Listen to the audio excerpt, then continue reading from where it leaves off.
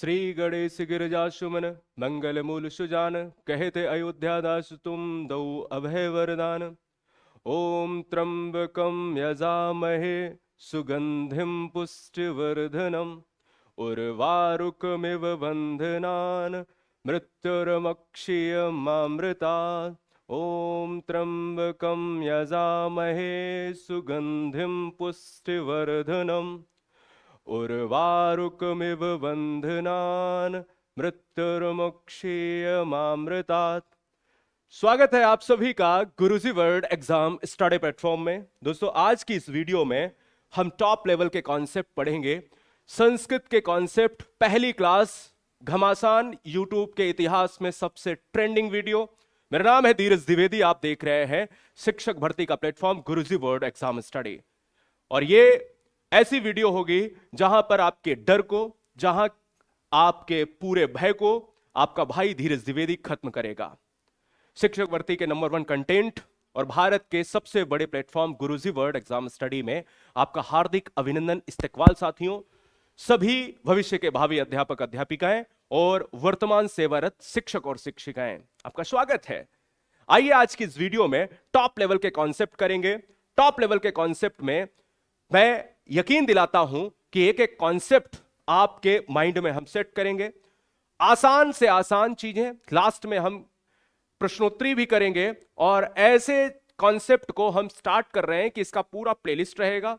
ये क्लास 1 है, क्लास 1 से लेकर क्लास 2, क्लास 3, ऐसे हम लगभग 20 वीडियो आपको हम प्यार के साथ परोसेंगे। बस आप इन वीडियो को देख लेना, बहुत लंबी और लेंदी वीडियो बिल्कुल नहीं होने वाली है। आप सभी के माता पिता को धीरज द्विवेदी का इस मन से प्रणाम है और आप सबको बहुत सारा प्यार है। आइए संस्कृत को हम पढ़ेंगे। संस्कृत की जब बात होती है तो संस्कृत में आप बहुत परेशान होते हो कि संस्कृत जो है इसको कैसे पढ़ा जाए, क्या आसान है या नहीं। सारे नोट्स को हम, सारे क्लासेस को हम गुरुजी वर्ड एप्लीकेशन पर प्रोवाइड कर देंगे। तो इसलिए इस चैनल को सब्सक्राइब तो कर लेना। और यह भी नहीं जरूरी है कि सब्सक्राइब करो, लाइक करो, इससे मैं बहुत दूर रहता हूं, है ना। चाहिए तो सबको है, लेकिन क्या आपका एग्जाम क्रैक हो रहा है या नहीं हो रहा है, डिपेंड ये करता है। चलो, तो गुरुजी वर्ड एग्जाम स्टडी का एप्लीकेशन आपके मोबाइल में होना चाहिए, बहुत आसानी से क्रैक करा दूंगा। देखो, संस्कृत की बात जब हम करेंगे दोस्तों, तो इसको समझने की कोशिश करेंगे। देखो, जब हर चीज पढ़ाएंगे ना तो बहुत डिटेल्ड पढ़ाएंगे। जो भी चीजें पढ़ाऊंगा बहुत अच्छे से पढ़ाएंगे। और लास्ट में क्या करूंगा, देखिए, जितनी भी चीजें होंगी वो सब बहुत बढ़िया तरीके से करने की कोशिश करेंगे। और लास्ट में हम कुछ प्रश्नोत्तरी की भी हम बात करेंगे। ठीक है, तो चलिए शुरू करता हूं आज की ये वीडियो। तो सबसे पहले क्वेश्चन बनता है कि संस्कृत जो है ये, इसकी उत्पत्ति क्या है, क्या व्युत्पत्ति है, कैसे ये बना है, क्या अर्थ है दोस्तों। तो देखिएगा, संस्कृत की बात जब करते हैं तो यह बनता है, यानी जब संस्कृत में उपसर्ग की बात होती है तो यह सम उपसर्ग। क्रा जो है आपकी क्या है, धातु, जिसका मतलब है करना। कृत प्रत्यय यानी तो प्रत्यय की हम बात करेंगे। और सुट आगम जो है, यानी इसका मतलब है कि संस्कृत है क्या, संस्कृत दोस्तों परिष्कृत रूप है, सुधारी गई भाषा है। प्राचीन काल में जब महर्षि पाणिनि की जब हम बात करते हैं तो संस्कृत का उपयोग नहीं था, लेकिन केवल नाम ही था। धीरे धीरे पाली और प्राकृत का जो प्रभाव है वो बढ़ता गया। और पाली और प्राकृत के अलग अर्थ में संस्कृत को अलग दिखाने के फलस्वरूप संस्कृत का प्रयोग होता है। वाल्मीकि जी की रामायण में सबसे पहले संस्कृत का प्रयोग देखने को मिलता है, ऐसा कहा जाता है। लेकिन फिलहाल अगर देखें तो सम धन, कृ धन, तो प्रत्यय और सुट आगम से मिलकर बना हुआ संस्कृत शब्द है, जो कहा जा सकता है कि जो अच्छी तरह सुधारी हुई, फिल्टर की गई, परिष्कृत की गई, परिमार्जित की गई, यानी जो अच्छी तरह से परिष्कृत, व्याकरणबद्ध या संस्कारित है, उसे ही हम क्या कहते हैं, संस्कृत कहते हैं दोस्तों। चलिए, अब बात आती है कि जो एक टर्म यूज हुआ है कि व्याकरणबद्ध। अब चूंकि व्याकरण को तो हम हिंदी में ऐसे पढ़ते हैं कि जो नियमबद्ध तरीके से पूरी तरह से शुद्ध है वही है व्याकरण।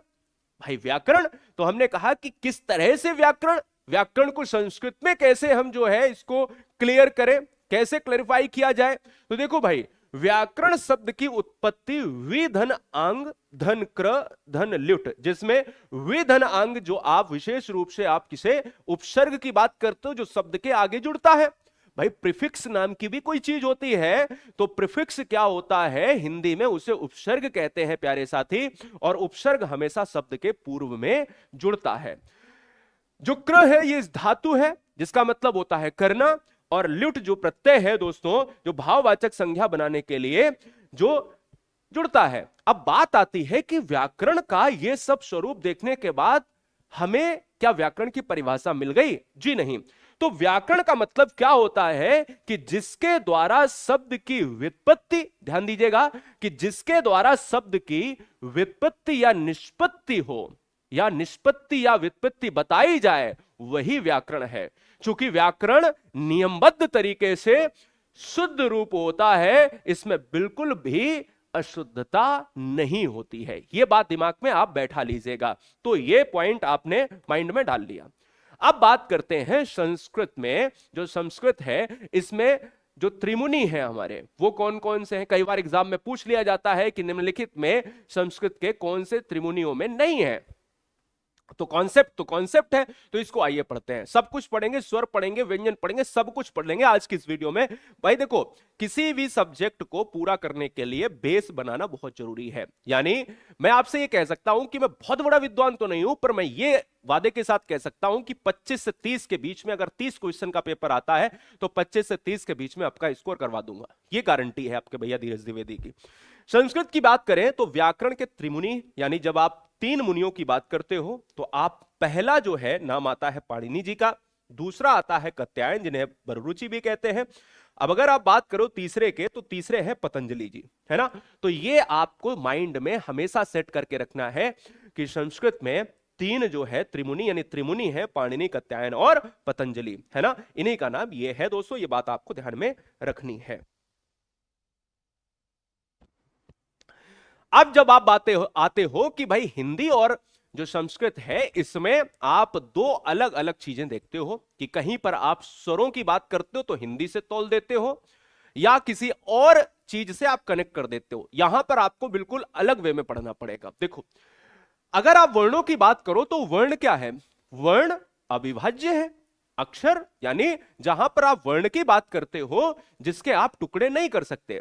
तो ध्यान देने वाली बात यह है कि जब आप संस्कृत में पढ़ते हो तो संस्कृत में वर्ण जो है 2 प्रकार के माने गए हैं। एक आप स्वर मानते हो और एक आप व्यंजन मानते हो।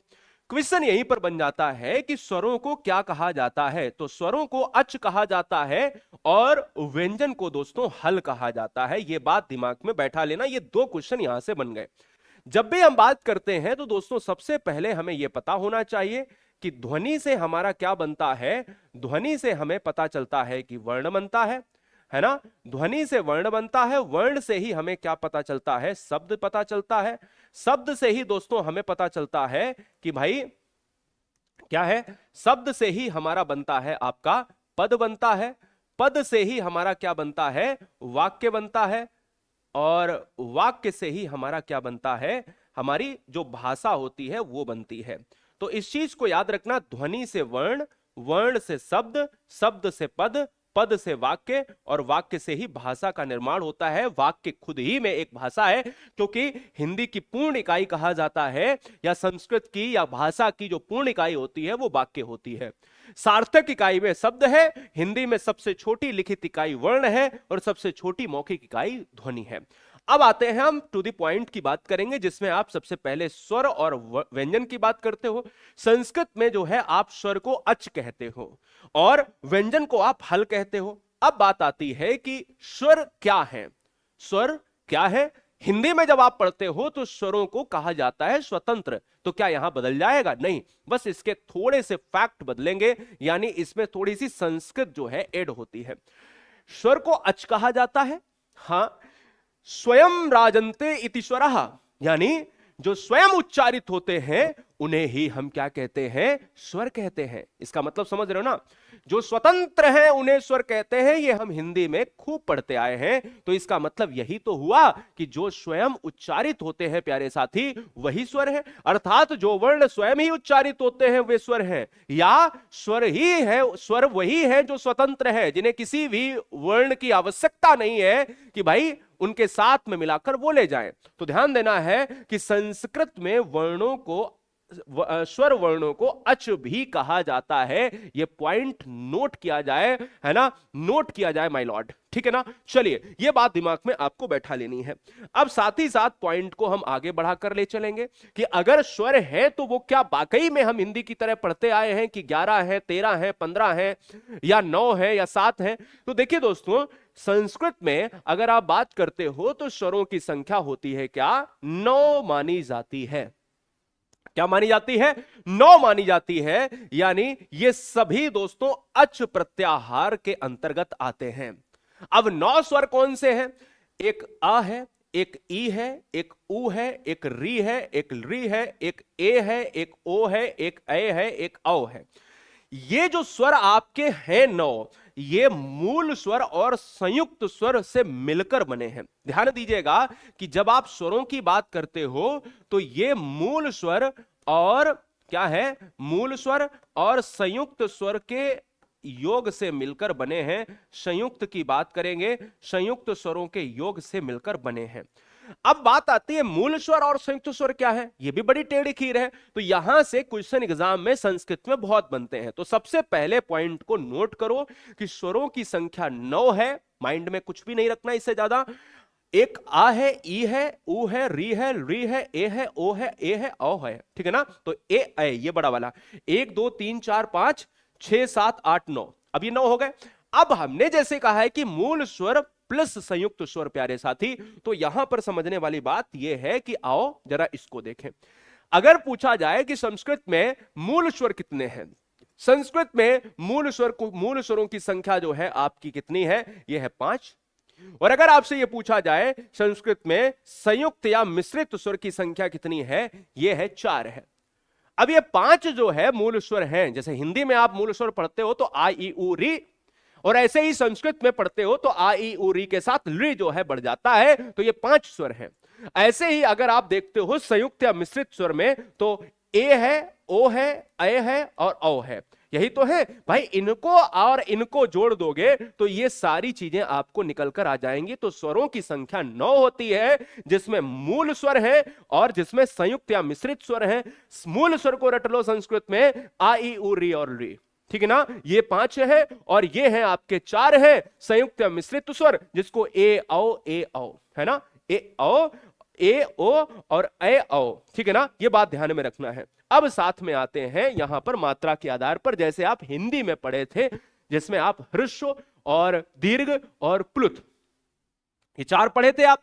लेकिन अब यहां पर बात यह है कि क्या वही सेम पढ़ना पड़ता है? जी नहीं, थोड़ा बढ़ाना पड़ता है, थोड़ा कहीं पर कुछ करना पड़ता है, तब नहीं तो सेम ही नहीं हो जाए हिंदी और संस्कृत। देखिए, जब आप ह्रस्व स्वर की बात करते हो तो ऐसे स्वर, ऐसे वर्ण जिसको हम बोलने में थोड़ा कम ताकत लगाएं या एक मात्रा की ताकत लगे, बिल्कुल परिभाषा हिंदी की तरह है, एक मात्रा का समय लगे, उन्हें हम कहते हैं दोस्तों एक मात्रिक स्वर। क्या कहते हैं?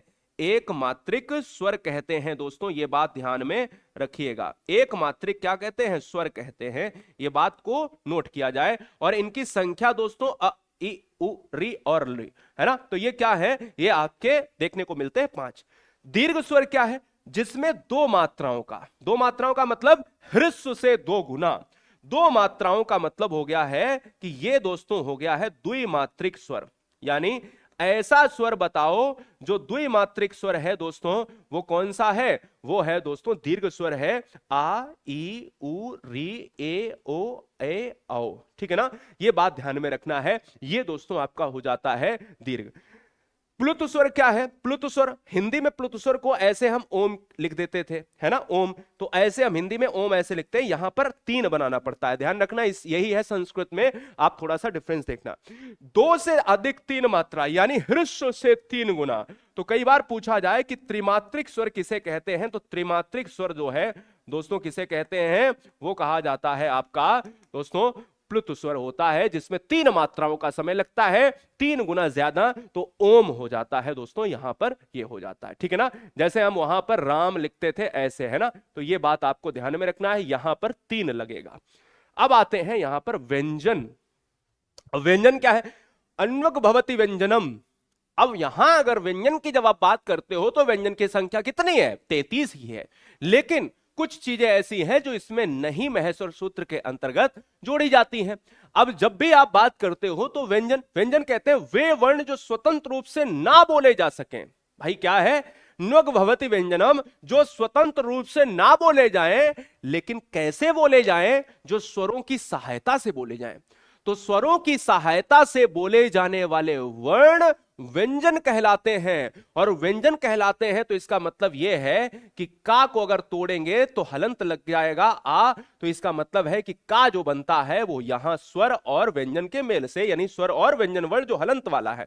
तो स्वर व्यंजन हमेशा स्वरों के सहायता से ही बोला जाएगा या लिखा जाएगा। ऐसे ही खा तो खदन आ, ऐसे ही गा तो गाधन आ। तो इसका मतलब है कि वे वर्ण जो स्वतंत्र रूप से ना बोले जा सके, अर्थात जिनका उच्चारण स्वर के बिना नहीं हो सकता, स्वरों की सहायता से होगा, वही तो दोस्तों हैं आपके व्यंजन। क्लियर है? व्यंजन के जब आप प्रकार की बात करते हैं प्यारे साथी, तो पता चलता है कि व्यंजन जो है कुछ जैसे स्पर्श व्यंजन, जैसे आपका अंतस्थ व्यंजन, जैसे आपका ऊष्म व्यंजन, जैसे आपका संयुक्त व्यंजन। तो प्रश्न जब बनता है तो कैसे बनेगा कि स्पर्श व्यंजन की संख्या क्या है, अंतस्थ व्यंजन की संख्या क्या है, या शल प्रत्याहार। तो आइए हम इस चीज को बहुत अच्छे से जानें। लेकिन याद रखना है कि जैसे स्पर्श व्यंजन तो आप कहोगे कि सर 25, अंतस्थ व्यंजन तो आप कहोगे 4, तो और यहां पर दोस्तों ये तो आप कहोगे 33 हो जाते हैं। लेकिन महेश्वर सूत्रों में परिगणित नहीं किए जाते हैं। जो छत्रज्ञ और स्रा होते हैं इनकी भी संख्या 4 होती है, ये परिगणित ही नहीं है, तो ध्यान रखना, इन्हें छोड़ना पड़ता है, लेकिन हमें पढ़ना तो सब पड़ेगा। तो आइए समझिए, स्पर्श व्यंजन जब हम संस्कृत में पढ़ते हैं तो आपको ध्यान देना है कि वही जैसे हम हिंदी में 25 वर्ड पढ़ते हैं, ठीक है। तो 25 वर्ड पढ़ते हैं तो यहां पर परिभाषा क्या है कि काद्यो मावशानः स्पर्शः, जो का से शुरू होकर मां पर खत्म होते हैं। देसी भाषा में समझो, जो का से शुरू होकर, हमारी और आपकी भाषा में, जो का से शुरू होकर मां पर खत्म होते हैं स्पर्श व्यंजन कहलाते हैं। अब का से जो शुरू होते हैं और मां पर खत्म होते हैं, यही तो बता रहा हूं, ड्रॉ भी कर रहा हूं साथ में।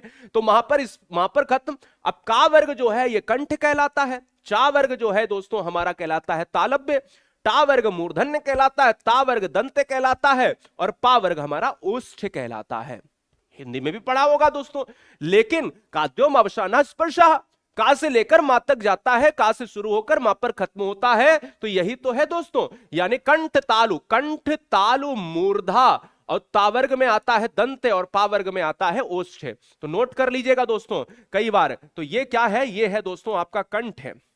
ये क्या है दोस्तों? ये है आपका तालव्य।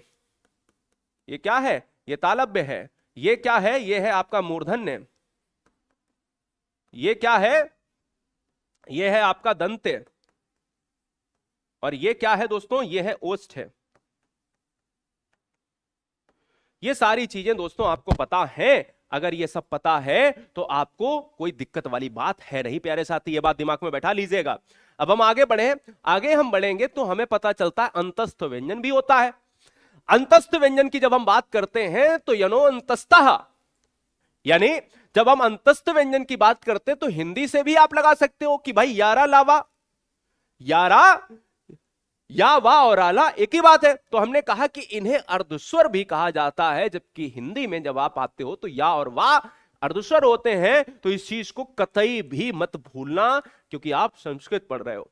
ऊष्म व्यंजन में आप सल ऊष्माना। अब जब भी आप बात करते हो तो ऊष्म व्यंजन की परिभाषाएं बदल जाएंगी। जिनको उच्चारित करने से क्या क्या बदल जाएंगी? नहीं, जिनको उच्चारित करने से एक ऊष्मा का प्रभाव होता है, संघर्षित घर्षित होती है। तो हमने कहा कि भाई सा सा सा हा, हम हिंदी में पढ़ते हैं कि ये सातालब्य है, ये मूर्धन्य है, ये दंत है, ये कंठ है, तो ये सा सा सा हा है। तो हमने ये कहा कि ये जो है ये ऊष्म व्यंजन हो गया। अब संयुक्त व्यंजन की जब हम बात करते हैं तो दो व्यंजन जब आपस में मिलते हैं तो दोस्तों उन्हें कहा जाता है संयुक्त व्यंजन।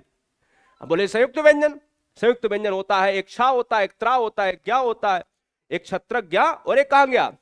तो हमने कहा कि एक छत्रज्ञा और एक स्रा। लेकिन अगर मैं आपसे यहां की बात करूं कि भाई का धन सा, अब देखो हलंत लगा है, हलंत लगा है, का धन सा और धन आ, यहां पर स्वर को भी निकाला गया। जितनी बार आगे तक ले जाओगे तो वो हमारा क्या है, वो दोस्तों हमारा यहां पर समझते जाइएगा कि भाई वहां पर हमारा हलंत लगता जाएगा। हलंत लगने का मतलब होता है आधा वर्ण।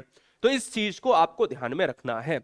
अब बात आती है हमारी कि भाई इनसे जो टॉप लेवल के कॉन्सेप्ट हैं, पहली क्लास में देखे कौन से कॉन्सेप्ट एग्जाम में बने अभी तक। तो आइए देखता हूं कि कौन से एग्जाम में बने हैं कि संस्कृत शब्द के निर्माण में किस उपसर्ग का प्रयोग हुआ है। तो संस्कृत में कुल मिला के हम 10 क्वेश्चन करेंगे, बहुत ध्यान से करने की कोशिश करना। 10 क्वेश्चन करेंगे बड़ा ध्यान से। तो संस्कृत उपसर्ग की जब हम बात करेंगे तो ये सम उपसर्ग से बना है, सम उपसर्ग से बना है, इस बात को ध्यान देना है। संस्कृत वही है जो परिष्कृत है, सुधारी गई है, परिमार्जित है और क्या है, व्याकरणबद्ध है। तो answer is option number B. Sanskrit व्याकरण के प्रसिद्ध त्रिमुनि में निम्नलिखित में कौन सा सम्मिलित नहीं है। अब ध्यान दीजिएगा कि जब आप त्रिमुनि की बात करते हो तो आप भर्तहरि, जैसे आप ऑप्शन नंबर सी लगा रहे हो तो मैं आपको दिखा भी देता हूं, जो भर्तहरि हैं, यानी जैसे आपने कहा कि भाई पाणिनि कात्यायन और पतंजलि, पाणिनि कात्यायन और पतंजलि, पाणिनि कात्यायन और पतंजलि 3 है, लेकिन कौन सा नहीं है पूछा था तो भर्तहरि नहीं है। तो इस क्वेश्चन का जो राइट आंसर है वो ऑप्शन नंबर सी। अगला, व्याकरण में वि धन आंग धन कृ धन कौन सा, यहां पर क्या भरा जाएगा, शब्द की व्युत्पत्ति में कौन सा प्रत्यय प्रयुक्त हुआ है। तो आप जब आप व्याकरण की बात करते हैं तो व्याकरण में आप ल्युट प्रत्यय की बात करते हो, और ल्युट प्रत्यय यानी ऑप्शन हमारा किसके साथ, सी के साथ चला जाएगा। क्योंकि जब आप ऊपर जाते हो तो आपको पता चलता है कि वि धन आंग धन कृ धन ल्युट प्रत्यय जो है आपको देखने को मिलता है। तो ये व्याकरण में था, तो इसलिए इस क्वेश्चन का जो राइट आंसर है वो ऑप्शन नंबर सी हो जाएगा। संस्कृत शब्द शास्त्र में स्वरों यानी स्वर को अच कहा जाता है कि कुल संख्या कितनी है दोस्तों, तो कुल संख्या दोस्तों 11 नहीं, यहां पर 9 संख्या मारनी है दोस्तों, इसलिए विकल्प हमारा सी जाएगा। निम्नलिखित में कौन सा स्वर संयुक्त स्वर मिश्रित स्वर की श्रेणी में नहीं आता है। अगर आप मिश्रित स्वर की श्रेणी की बात करोगे तो ये क्वेश्चन है आपका संस्कृत का, और जब आप संस्कृत की बात करते हो तो थोड़ा सा आपको ठहरना पड़ेगा प्यारे साथी। जब ठहरोगे तो चीजें तभी क्लियर होंगी। इस चीज को भी विशेष ध्यान देना कि भाई देखो, हमें मूल स्वर प्लस संयुक्त स्वर से बनने वाले जो शब्दों को हम ये कहते हैं कि मूल स्वर और संयुक्त स्वर 5 और 4 9 होते हैं। यहां पर आपके क्या है, मिश्रित है, और वहां पर आपके क्या है, मूल है। हमसे कह रहा है कि संयुक्त क्या है, हम कहां गया क्वेश्चन, हमसे कह रहा है कि संयुक्त या मिश्रित स्वर की श्रेणी में नहीं है, तो हमारा री नहीं है, क्योंकि ये क्या है, ये मूल स्वर है। भाई री क्या है हमारा, री तो हमारा मूल स्वर है, बाद बाकी ए ओ ए औ, देखो ये सब कुछ है हमारे पास। तो इस क्वेश्चन में सारी चीजें हैं, बस सी को छोड़ के। जिन स्वरों के उच्चारण में 2 मात्रा का समय लगता है उन्हें क्या कहा जाता है। अब 2 स्वरों का उच्चारण, अब देखो इसके बाद हम क्या लेकर आएंगे, महेश्वर सूत्र लेकर आएंगे, ठीक है ना। इसके बाद जो हमारी वीडियो होगी वो महेश्वर सूत्र पर आधारित होगी। और याद रखना है कि एक एक प्लेलिस्ट जो है आपको एक एक वीडियो देख लेनी है, प्लेलिस्ट की सारी चीजें, अब है ना, बिल्कुल हिंदी तरह पढ़ा रहा हूं, हिंदी की तरह पढ़ा रहा हूं। धीरे धीरे क्या है, इस चीज को जब आप 1-2 वीडियो में समझ जाओगे तो सारे टॉपिक धीरे धीरे खत्म कर दूंगा, यकीन मानिएगा। जिन स्वरों के उच्चारण में 2 मात्रा का समय लगता है उन्हें क्या कहेंगे, तो उन्हें कहेंगे दोस्तों दीर्घ स्वर कहेंगे, क्योंकि इसमें लगता है 1 मात्रा का स्वर समय, इसमें लगता है 2 मात्रा का समय, इसमें लगता है 3 मात्रा का समय। इस चीज को आपको ध्यान में रखना है। अगला, कंठ तालु आदि अवयव के स्पर्श से उच्चारित होने वाले स्पर्श व्यंजन वर्णों की संख्या कितनी है। तो स्पर्श वर्ण कितने हैं, का से मा तक, है ना।